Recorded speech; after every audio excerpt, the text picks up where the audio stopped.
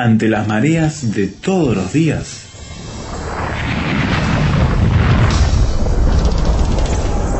Llegamos a tierra firme.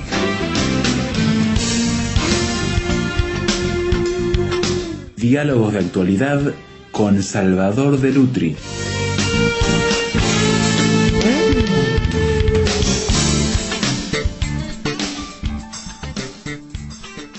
No hay manera de escapar, ya mirando de frente a la Semana Santa en nuestro calendario, que hay un símbolo que sin duda alguna lo abarca todo, que es el de la cruz donde Jesucristo tuvo que ir a enfrentar la pena capital. Y allí, Salvador, entonces venimos a mirarla y a ver qué tiene para decirnos a cada uno de nosotros. Bueno, creo que lo primero que tiene para decirnos es que la religión cristiana o la fe cristiana no se apoya en mitos ancestrales, no se apoya en eso como la religión griega, tampoco es una religión de la naturaleza, no recuerda los ciclos naturales, no celebra, por ejemplo, la luna nueva o el renacimiento del sol o los cambios de estaciones como esos relacionados, sí. Claro, o la fertilidad de la tierra, como en muchos lugares en América Latina, sino que los cristianos celebramos un hecho que está en la historia. Es decir, la existencia de Jesús es un hecho histórico, es un hecho histórico indiscutible, nadie puede discutir que Jesús existió. La historicidad de la persona. Y yo creo que la cruz lo primero que dice es de esa historicidad, de que hay una historia detrás que está relacionada con la realidad de un momento histórico de la humanidad, ¿no? Por ejemplo, es un hecho que sucedió en el Imperio Romano, que sucedió en la ciudad de Jerusalén, que participaron instituciones políticas y religiosas como el Sanedrín, como el Tribunal Romano, con personas conocidas en la historia como Anás, Caifás, Pilato, Herodes, en una fecha también determinada, que es el año 30 de nuestra era. Entonces nos está convocando un hecho histórico, que nosotros lo marcamos entre dos domingos, que sería el Domingo de Ramos, el primero, y el domingo y la Pascua de Resurrección, pero indudablemente el centro de esa semana está puesta en el hecho de la cruz, en el acto mismo redentor que es la cruz. Quiere decir que estamos frente al gran símbolo del cristianismo, que lo primero que hace es decirnos esto forma parte de la historia. Ahora, detengámonos, ¿qué es un símbolo? Un símbolo siempre es una evocación. Evocar significa llamar afuera, ¿no? Llamar afuera. Traer a la memoria o traer a la imaginación algo. Por ejemplo, cada nación tiene una bandera.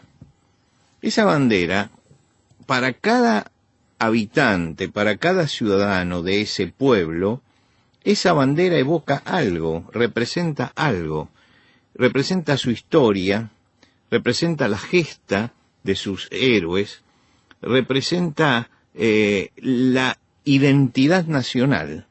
Entonces esa bandera, que como elemento no es significativo, se transforma en significativo para la persona cuando eso se eleva a la categoría de símbolo. Ese símbolo evoca algo para nosotros. Y yo digo, cuando yo veo la cruz como símbolo, ¿qué es lo que evoca? Y creo que hay dos tiempos, ¿no? Lo primero que me evoca la cruz cuando yo la miro es la muerte, es el sufrimiento, es el dolor, es la angustia, ¿no? Esa es la evocación que uno tiene. Por eso la cruz está puesta en los cementerios, ¿no? Evoca la muerte. Pero si la asociamos después con Jesús, hay otra forma de ver la cruz. Vamos más allá que el hecho de la muerte. Sí. Y evoca también la maldad, evoca la corrupción, la injusticia. Y acá viene una gran paradoja, porque la cruz era un símbolo de la justicia de los romanos. Los romanos lo hacían para ejercer justicia. Una brutal justicia. Brutal justicia. Pero es una injusticia porque para el cristiano la cruz evoca que el justo murió por los injustos, ¿no? Que el justo no tenía que estar en la cruz, pero estuvo en la cruz. Creo que tenemos que llegar a la síntesis del símbolo para preguntarnos en este momento, en el siglo XXI, ¿qué me dice hoy la cruz a mí? Y creo que esto es muy importante, porque nosotros vemos cruces por todos lados, y hay muchos que llevan la cruz colgada al cuello y otros que las tienen en su casa.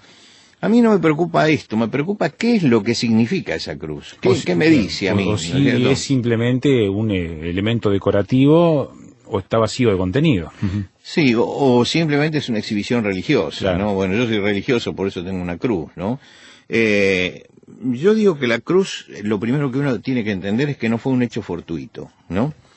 No es un hecho repentino, que lo precipitaron los políticos, que es el resultado de una conjura entre políticos y religiosos, el poder judío y el poder romano unidos contra Jesús, entonces deciden la muerte de Jesús, porque si nosotros lo encaramos desde este ángulo, que es un hecho repentino, que contra la voluntad de Jesús y contra la voluntad de los seguidores de Jesús lo crucifican, entonces nosotros estamos nada más que frente a una injusticia, claro, nada más que eso, ¿no? Quiere decir que ese símbolo tiene que evocar algo más que el hecho de que los intereses políticos convergen en la cruz, aunque es verdad que convergen en la cruz, pero hay algo más que esa convergencia de intereses políticos, intereses económicos, intereses sociales que convergen en la cruz. ¿Por qué decimos que hay algo más? Porque 6 meses antes Jesús habla ya de la cruz. Estaba anunciándolo. Claro. Entonces, si él le dijo a los discípulos que era necesario, y él utiliza esta palabra tan fuerte, necesario, que él vaya a Jerusalén, que padezca, que sea juzgado por los principales sacerdotes y los escribas, y que tiene que ser muerto para resucitar luego, él está ya diciendo, esto forma parte del programa de Dios. Por lo tanto, ya eso me dice que el hecho de la cruz no es un hecho fortuito, es un hecho programado. Es un hecho programado por Dios desde antes. Es interesante que los discípulos le recriminan a Jesús esto. Y no quieren, aceptan claro, el asunto, ¿no? No te acontezca tal cosa. Sí, esto no te puede pasar, ¿no? Esto no te puede pasar, le dice Pedro. Y Jesús dice, apártate de mí, Satanás, eres tropiezo, no ves las cosas como la ve Dios, la ves como la ven los hombres. Muy fuerte. Es decir, que no estás entendiendo la trascendencia de lo que está viniendo, ¿no? Ellos todavía tenían el pensamiento de que la cruz podía ser el hecho fortuito, de que se juntaran y colisionaran las fuerzas que estaban contra Jesús para matarlo. Y Jesús está diciendo, no, eso va a suceder, van a colisionar, pero van a colisionar porque es la voluntad de Dios, y porque es mi voluntad también, ¿no? Él cuando habla del servicio al prójimo, por ejemplo, dice, el Hijo del Hombre no vino para ser servido, sino para servir y dar su vida en rescate por muchos. Lo que quiere decir que ya está ahí implícita la cruz en esa frase que él dice. Cuando dice yo soy el buen pastor, termina diciendo el buen pastor su vida da por las ovejas.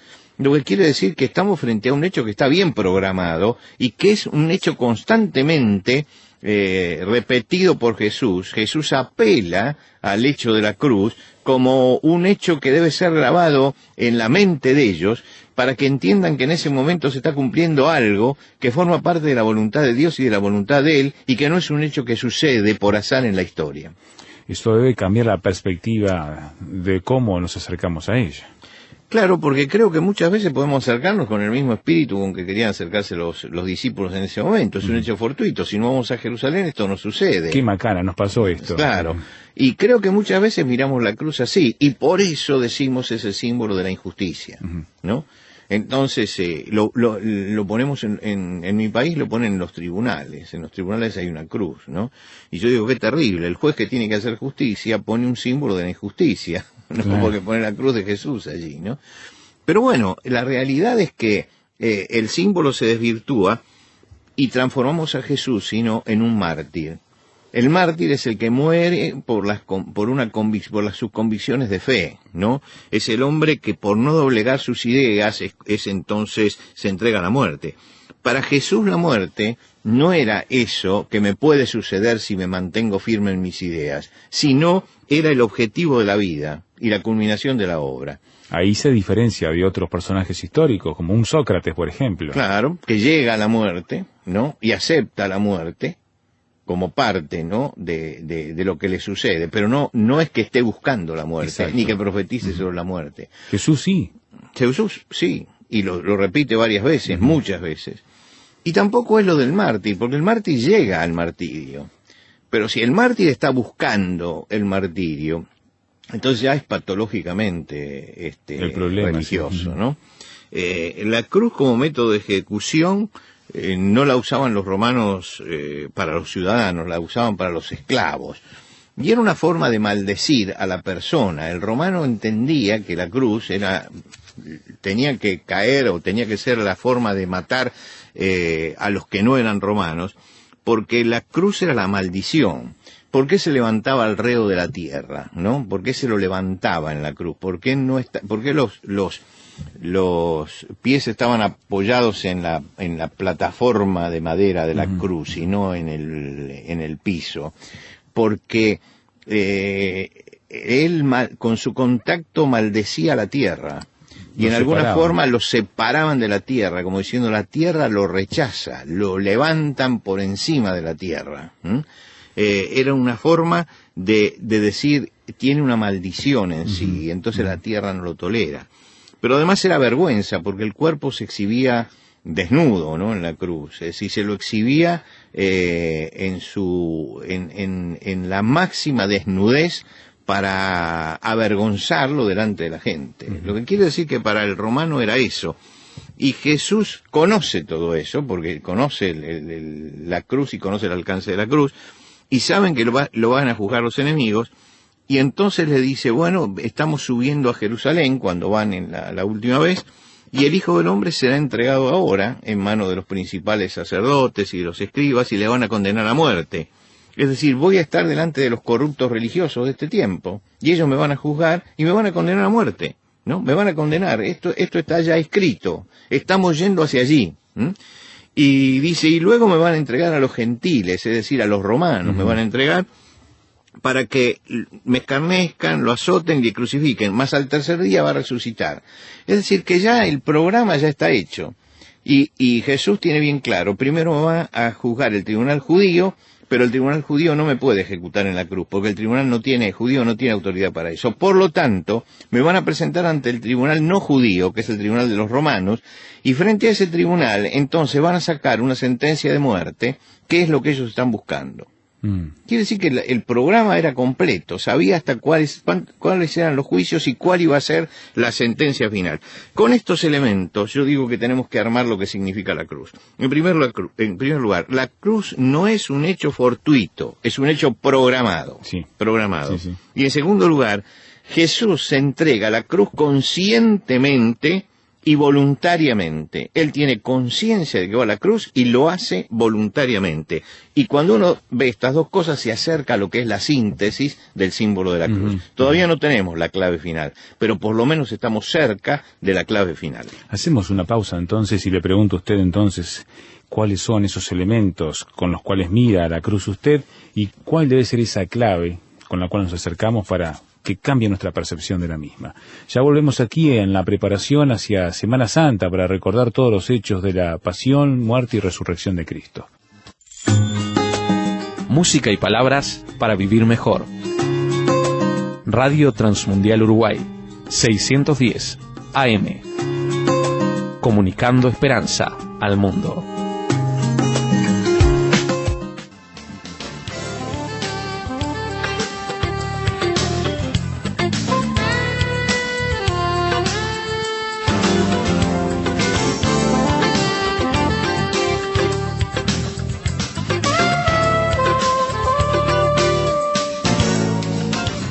Tierra Firme en Internet. Descubra nuestro sitio materiales, datos, la transcripción de estos comentarios, frases sobre este tema que le ayudarán a desarrollar una posición con bases sólidas.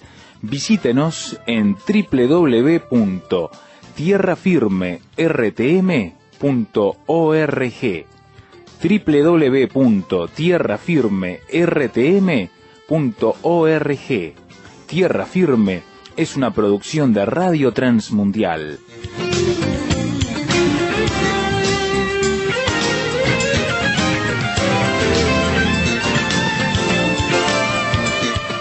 La cruz entonces tiene particularidades. La cruz de Cristo tiene particularidades. La cruz en la cual fue ejecutado por los romanos con la anuencia de las autoridades hebreas con una plena conciencia de dónde iba, nos decía Salvador, y con una programación que uno dice, ¿cuánta capacidad tenía para poder, o claro, en su divinidad podía ver todo lo que iba a venir, ¿no? Uh-huh.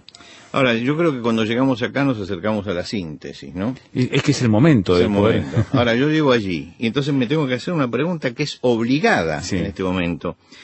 ¿Qué es lo que mueve a Jesús a hacer esto? Sabiendo todo ese detalle. Es decir, después que marca todos los detalles y todo lo que va a pasar, y sin embargo va a la cruz, la clave final de la cruz está en saber por qué lo hace. ¿Cuál es la razón por la cual está haciendo esto?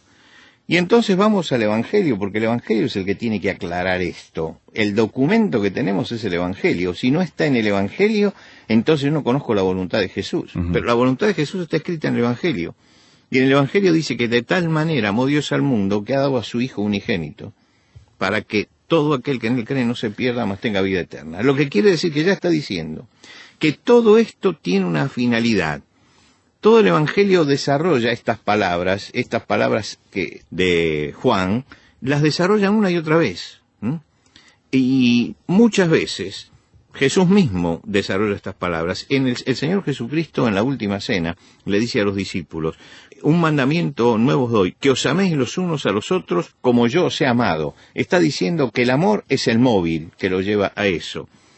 Juan lo explica en el Evangelio cuando empieza a hacer la introducción, la última cena. Él dice que Jesús, como había amado a los suyos que estaban en el mundo, los amó hasta el fin. Lo que está diciendo que Él llega al cenáculo, de donde va a salir justamente para ser prendido y para al otro día estar crucificado, porque el amor lo lleva a esto. Y Juan dice que Jesús dijo, el Padre mismo os ama porque vosotros me habéis amado. Quiere decir que es el amor de Dios lo que se manifiesta en la cruz. Sobre todo, el amor de Dios. Ahora, nos paramos un poco y decimos, yo miro la cruz, y a menos que haga todo este proceso, no veo en la cruz un símbolo del amor de Dios. Por el contrario, veo la muerte, ¿no? Veo el sacrificio, veo el sufrimiento, veo todas esas cosas. Pero cuando yo entro en la esencia misma de la cruz, la síntesis de la cruz es el amor de Dios, que Dios nos ama, y por eso entrega a su Hijo. El apóstol Pablo escribe a los romanos y dice que Dios muestra su amor para con nosotros, en que siendo aún pecadores, Cristo murió por nosotros. Claro, sin merecimiento alguno. A eso llegamos, ¿no? Al hecho de que, sin que yo lo merezca, allí está Jesucristo entregándose por mí. El apóstol Pablo subraya que esto tiene que ser una visión personal de cada uno. Él dice, el cual me amó y se entregó a sí mismo por mí. Lo personaliza. Lo que quiere decir que la cruz tiene que tener una relación íntima y personal con el que está frente a la cruz. Y recién ahí la cruz tiene significado para nosotros. Muy individual, ¿no? Cuando llegamos a la síntesis final, que es no solamente entender que no era un hecho fortuito, que Jesús va voluntariamente, sino que también esto es la manifestación del amor de Dios, y que ese amor de Dios se derrama por mí y para mí. Y allí entonces llegamos, sí, al gran secreto revelado de por qué la cruz y por qué el símbolo de la cruz. Yo creo que lo que está diciendo es que el amor de Dios es un amor invencible, que ninguna cosa que hagan los hombres puede derrotar su vocación de amarlo. Jesús lo contó en unos relatos que hizo ante la gente y que los hizo encadenado uno detrás de otro. Contó acerca de este amor de Dios y lo narró como un amor que no se detiene ante nada, ¿no? Él dijo, es como una oveja perdida, el hombre, y lo simboliza en la oveja perdida. Está extraviado, está sin rumbo, pero el pastor sale a buscarla y la busca hasta encontrarla. Quiere decir que hay una vocación de amor en Dios por el hombre que está extraviado, por el hombre que está perdido. Muchas veces unimos el mensaje de Jesucristo a los que tienen una buena conducta o a los que hacen manifestaciones de santidad o de compromiso religioso. Y no entendemos que el amor de Dios alcanza a todos los hombres, El amor de Dios alcanza también a los que están perdidos, a los que están alejados, a los que no se han acercado nunca a Dios, a los que han blasfemado de Dios, a los que niegan la existencia de Dios. El amor de Dios llega también hasta ellos y los alcanza. Todos esos límites. Todo sobrepasa todos los límites. Dice, para Dios el hombre es como una moneda perdida. La moneda tiene valor, pero tiene valor en la medida en que está en circulación. Cuando esa moneda se pierde, perdió también todo valor. Dice, pero Dios sabe que tiene valor, y aunque esté perdida y no esté en circulación, Dios la va a buscar para sacarla de donde está y para ponerla nuevamente en circulación. Y termina el ejemplo de Jesús, que comenzó con la oveja y siguió con la moneda, termina el ejemplo hablando del hijo que se perdió, y el padre lo está esperando que ese hijo vuelva. Lo que quiere decir que Jesús une en estas tres historias, en primer lugar, la vocación de amor de Dios que nos busca. La vocación de Dios que nos busca no importa dónde hayamos caído, ni qué valor hayamos perdido. Y la vocación de Dios que espera voluntariamente que nosotros aceptemos eso y vayamos a Él. Yo creo que las tres parábolas están unidas porque las tres completan un pensamiento. Y el pensamiento es, Dios te ama y te busca y está esperando que vengas. Y a menos que hagamos esa síntesis, no comprenderemos ese misterio, ¿no? Seguro, llegamos acá a la clave final, que es que yo tengo que responderle a la cruz. Y yo creo que en cada Pascua, cuando miramos hacia la cruz, tenemos que pensar dónde estoy yo frente a la cruz. A veces estamos lejos, perdidos, como la oveja en el desierto, y otras veces estamos perdidos, caídos, y hemos perdido todo valor porque estamos allí extraviados. Y a veces tenemos la rebeldía del hijo que no vuelve, y la cruz nos convoca, y Jesucristo nos vuelve a decir, no importa que estés caído, no importa que hayas perdido el valor, no importa que estés lejos, el Padre sigue esperando. La cruz es una convocatoria, y que el Padre sigue esperando significa que Dios sigue amándonos. Y esto es lo que dice la cruz, que Dios nos está amando todavía en el día de hoy. Por eso esta Pascua tiene actualidad, porque volvemos a evocar la cruz y la cruz sigue llamándonos a nosotros para que vayamos a Jesucristo, para que nos encontremos con Él, para que el amor de Dios entre en nuestra vida y que nosotros dejemos que ese amor penetre en nosotros y transforme nuestra vida y nuestro corazón.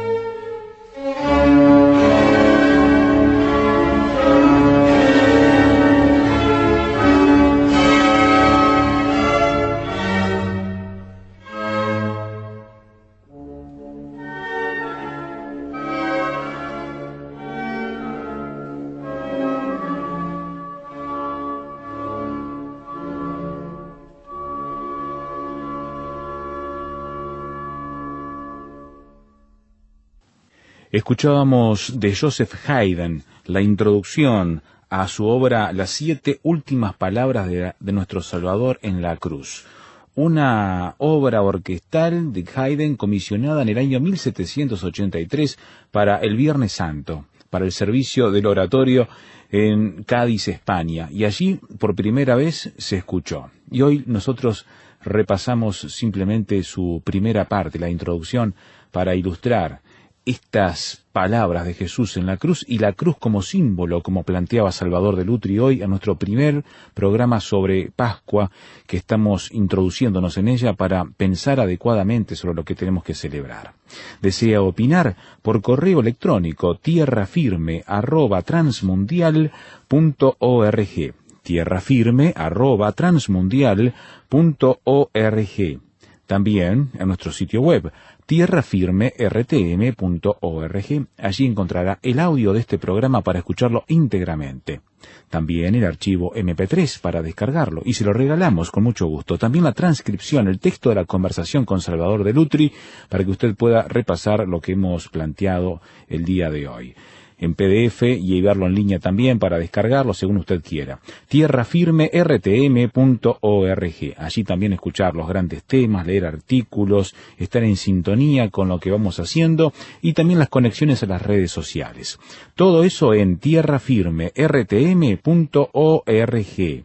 Dejamos todo esto en sus manos, esperando encontrarle la próxima ocasión en que anunciemos una vez más Tierra Firme.